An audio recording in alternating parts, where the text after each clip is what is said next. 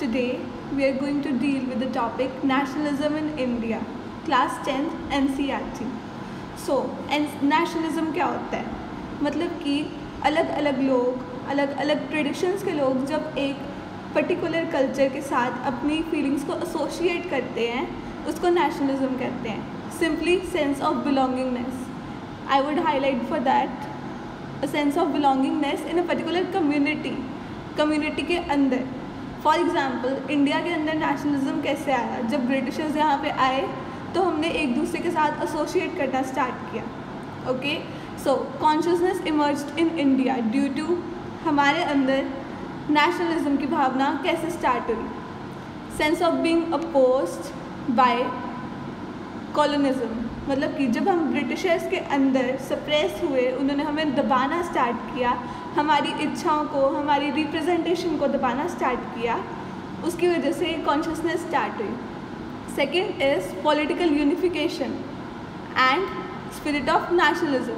जैसे कि हमें पता है कि कांग्रेस पार्टी 1885 में स्टार्ट हुई, उसकी वजह से पॉलिटिकल ग्रुप्स यूनिफिकेशन स्टार्ट हुई और स्पिरिट ऑफ नेशनलिज्म इससे बढ़ा.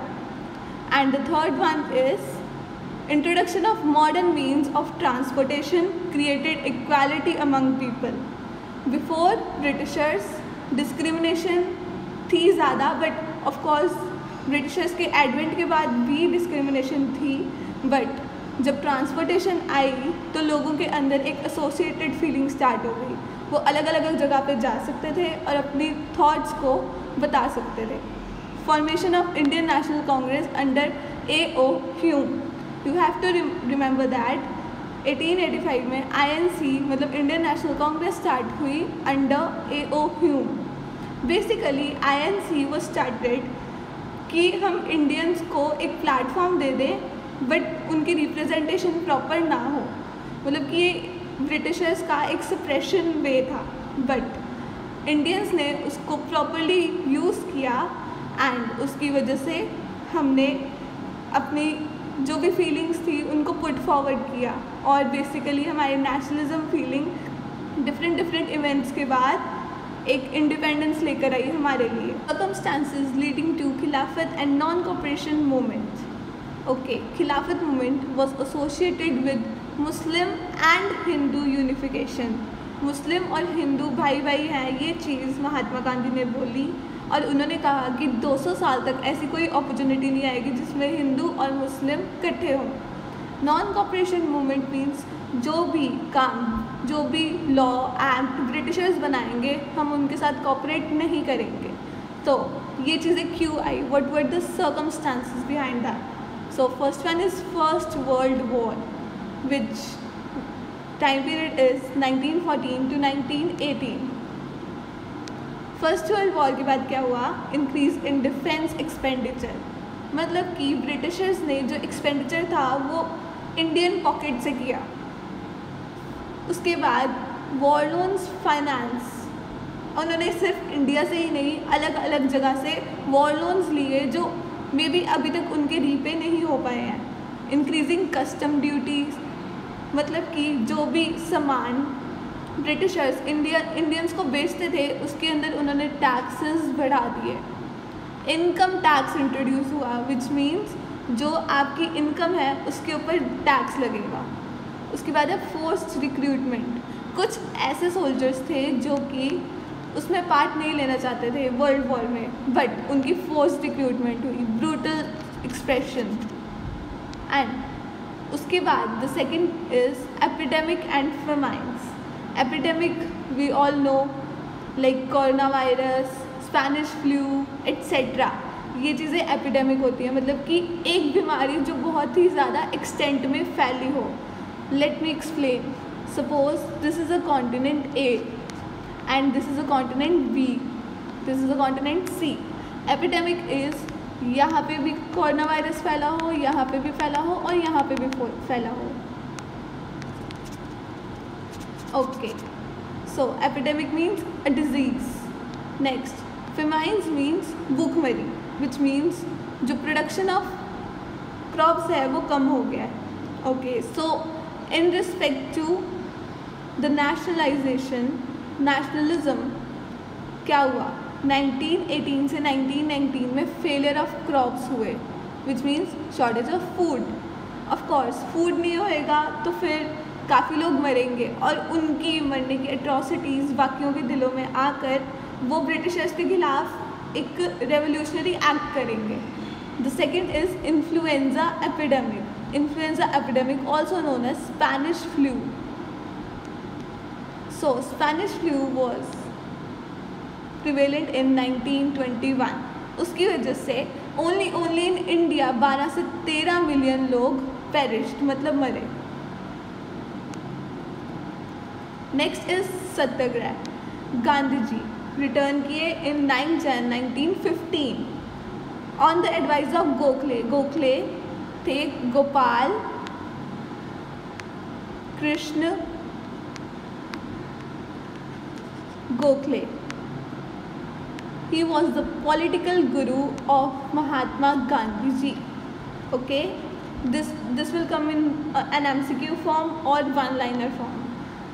गोपाल कृष्ण गोखले सर जी ने गांधी जी को बोला कि इंडिया को टूर कीजिए, मतलब कि इंडिया के अंदर घूमिए 2 साल तक और देखिए यहाँ पे क्या क्या एट्रॉसिटीज़, मतलब कि जो ब्रिटिशर्स लोगों को दबा रहे हैं, लोगों के खिलाफ एक्शन ले रहे हैं, हमारी जो वेल्थ है, जो हमारी इकोनॉमी है उसको ड्रेन करी जा रहे हैं, उसके खिलाफ कुछ एक्शन कीजिए। Okay, Gandhi ji return to India on 9 Jan 1915 and he cut the cake. Cake is a mnemonic for the satyagraha is what he did. Okay, C से चंपारण सत्याग्रह, ए से अहमदाबाद सत्याग्रह 1918 और के से Kheda satyagraha 1917. Details of these satyagrahas are in 1916 जब चंपारण सत्याग्रह हुआ था, it was related to the plant indigo. Indigo एक plant था. जब भी एक लैंड पे हम वो प्लांट लगाएंगे तो वो लैंड फॉर 20 ईयर्स अप्रॉक्सीमेटली बैरन हो जाएगा, विच मीन्स उसकी फर्टिलिटी बिल्कुल फिनिश हो जाएगी और हम कोई और प्लांट उस जगह पे नहीं लगा सकते. और ब्रिटिशर्स ने एक खेल खेला कि जो फार्मर्स थे उनके लिए लोन्स प्रोवाइड किए, प्लस जो ज़मींदार थे उनको एक अट्रैक्टिव इंसेंटिव पैकेज दिया ताकि वो फार्मर्स को ये करने के लिए इन्फ्लुएंस करें. The next one is 1917 Kheda सत्याग्रह.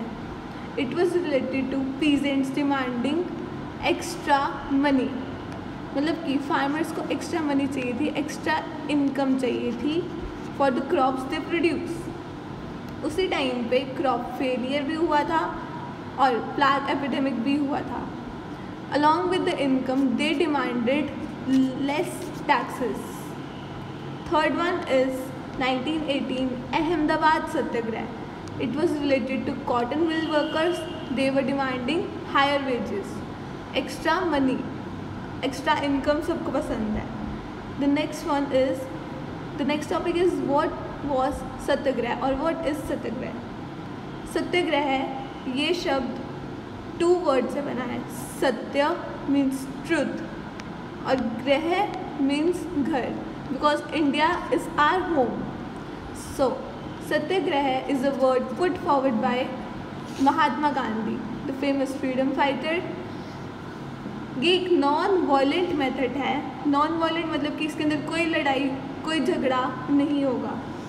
और मास एजिटेशन. मास एजिटेशन मीन्स बहुत सारे लोग इसके अंदर इन्वॉल्व होंगे अगेंस्ट दी ऑप्रेसर. इसका मतलब ये है कि ऑप्रेसर को हम पॉजिटिवली रियलाइज़ करवाएं कि आप जो कर रहे हो वो गलत कर रहे हो. Emphasise the power of truth. Truth alone triumphs. Truth alone triumphs, जिसको हम सत्यमेव जयते भी कहते हैं. इसका मतलब कि सच्चाई की जीत होती है और बुराई की हमेशा हार होती है. Which was the formula by Gandhi. This one is Rowlatt Act. It was implemented in 1919 by Justice Rowlatt और पास किसने किया था? Imperial Legislative Council of Britain. Right? Government ने इंडियन ब्रिटिशर्स को एक वास्ट पावर दे दी कि आप किसी को भी अरेस्ट कर सकते हो without a warrant for 2 years, and it is also known as a black bill, जो कि आपके MCQs में आ सकता है. Okay, the next one is hartal and arrest of leaders. जब ये बात पूरे इंडिया में फैली तो ऑफ कोर्स अगर आपको कोई जेल पे लेके जा रहा है विदाउट एनी वारंट, आपको गुस्सा तो आएगा ही, तो आप उसके खिलाफ प्रोटेस्ट करोगे. प्रोटेस्ट मीन्स हड़ताल, एंड हड़ताल जो करेगा ऑफ कोर्स उसको अरेस्ट किया जाएगा बाय द ब्रिटिशर्स. और आज के टाइम पे भी कोई हड़ताल करता है, इफ़ इट इज़ इलीगल तो आपको अरेस्ट किया जाएगा. तो arrest of major leaders were done. 6 April 1919 को गांधी जी अरेस्ट हुए, right. He got arrested at Palwal. Amritsar के मेजर सिग्निफिकेंट जो लोग थे जो अरेस्ट हुए वो थे डॉक्टर सत्यपाल और doctor Saifuddin Kitchlew. Doctor Satyapal and doctor Saifuddin Kitchlew, remember that, ये MCQs में आ सकता है. Next is mob attacked Europeans. अब जब आपके लीडर्स को कोई अरेस्ट करके लेके जाएगा तो आपकी जनता में गुस्सा बढ़ेगा. और मॉब का मतलब होता है ग्रुप, एक लीडर्स के साथ जो भी एसोसिएटेड ग्रुप होता है वो होता है मॉब. उन्होंने यूरोपियंस पे अटैक किया. अब यूरोपियंस पे अटैक किया, उनको और गुस्सा आ गया तो उन्होंने अपने ट्रूप्स सेंड किए ऑन 10 अप्रैल 1919. और अमृतसर में क्या लगा दिया, अमृतसर में उन्होंने लगा दिया मार्शल लॉ. लॉ का मतलब 3 से ज़्यादा लोग इकट्ठे खड़े नहीं हो सकते without the permission of the government which is the Britishers. Okay, उसके बाद जलियांवाला मैसेकर स्टार्ट हुआ. जलियांवाला बाग में लोग क्यों इकट्ठे हुए थे? बिकॉज कुछ लोग बैसाखी मनाने आए थे, कुछ लोग नॉर्मल डिस्कशन करने आए थे और कुछ लोग इस रॉलेट एक्ट के खिलाफ डिस्कशन करने आए थे. The Jallianwala Bagh incident massacre का मतलब कि बहुत ही ज़्यादा नंबर पे लोगों की हत्या की जाए. Jallianwala Bagh massacre held on 13 April 1919 in Amritsar. General Dyer वहाँ पे अपनी ट्रूप के साथ आ गया आर्मर्ड कार्स के अंदर. आर्मर्ड कार्स मीन्स उसके उन कार्स में बहुत सारी एम्यूनिशंस थी जो लोगों को मारने के लिए ज़रूरी थी. उसने विदाउट एनी वार्निंग लोगों के ऊपर गोलियां चलानी स्टार्ट कर दी. ऑफ कोर्स मार्शल लॉ तो लगा था but people were not aware at that time, right. This incident converted Gandhi ji into a non cooperator. अब आएगा non cooperation movement next time पे. उसके बाद सत्याग्रहीस को फोर्स किया गया कि आप कोई भी ब्रिटिशर आपके सामने आए उसके आगे नाक रगड़िए, अपने पैरों पे क्रॉल कीजिए और सलाम कीजिए, which was very humiliating, right. तो movement called off by Gandhi ji. We are going to deal with Khilafat movement. हमने कहा था कि गांधी जी ने बोला था 200 साल तक ऐसी कोई मूवमेंट नहीं आएगी जिसमें हिंदू और मुस्लिम यूनाइटेड हो. खिलाफत मूवमेंट वाज बेसिकली जब वर्ल्ड वॉर ख़त्म हुई 1914 से लेकर 1918 तक. इन 1918 ओटोमन एम्पायर नाम का एक एम्पायर था जो बेसिकली सिचुएटेड था टर्की में, और इसका इन्फ्लुएंस यूरोप में भी बहुत ज़्यादा था. इसकी हार हो गई, मतलब कि इट वाज डिफीटेड, राइट. जब ये डिफीट हुआ तो इसका जो हेड था जिसको हम कैलिफ बोलते हैं, CALIPH, कैलिफ और खलीफा, उसको उसकी सीट से हटा दिया गया. उसके खिलाफ एक हार्श ट्रीटी साइन हुई. उसके बाद एक खिलाफत कमेटी बनाई. किसने बनाई? इंडियंस, मोहम्मद अली एंड शौकत अली ने. खिलाफत कमेटी किसने बनाई? मोहम्मद अली एंड शौकत अली ने. गांधी जी ने उनको एडवाइस किया कि आप हमारे साथ मिलकर नॉन कॉपरेशन मूवमेंट स्टार्ट कीजिए.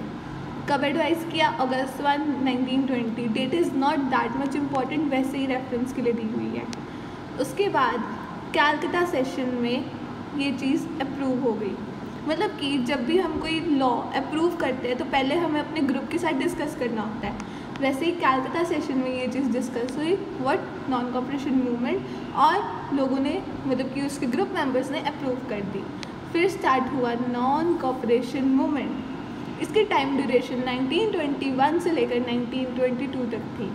इसके अंदर क्या क्या हुआ हम डिटेल्स देखते हैं। गांधी जी ने 1909 में एक बुक लिखी थी हिंद स्वराज, जिसके अंदर वो कहना चाहते थे कि अंग्रेज़ यहाँ पे इसलिए राज कर रहे हैं क्योंकि हम उन्हें करने दे रहे हैं, which means Britishers ruling India due to cooperation of Indians, right. Adopted okay, non cooperation movement कब अडॉप्ट हुआ? Nagpur Congress session December 1920। पहले ये अप्रूव कब हुआ था? सितंबर 1920 में। और अडॉप्ट कब हुआ? नागपुर कांग्रेस सेशन 1920 दिसंबर। इसके स्टेजेस क्या क्या थे वो हम डिटेल में करते हैं, right. Now we are going to stages. सबसे पहले surrender of titles and honours. जो रविंद्रनाथ टैगोर जी थे उनको नाइटहुड का एक टाइटल मिला हुआ था। सबसे पहले तो उन्होंने ये गिव अप किया। उसके अलावा गांधी जी को भी एक टाइटल मिला हुआ था और उन्होंने भी गिव अप किया। मतलब कि जो भी टाइटल्स हम इंडियंस को ब्रिटिशर्स ने दिए हैं हम उसको सरेंडर कर देंगे, कोई भी ऑनर, कोई भी title. Next is boycott of legislative council. Legislative council Britishers की काउंसिल थी जिसके अंदर इंडियंस की कोई रिप्रेजेंटेशन नहीं थी।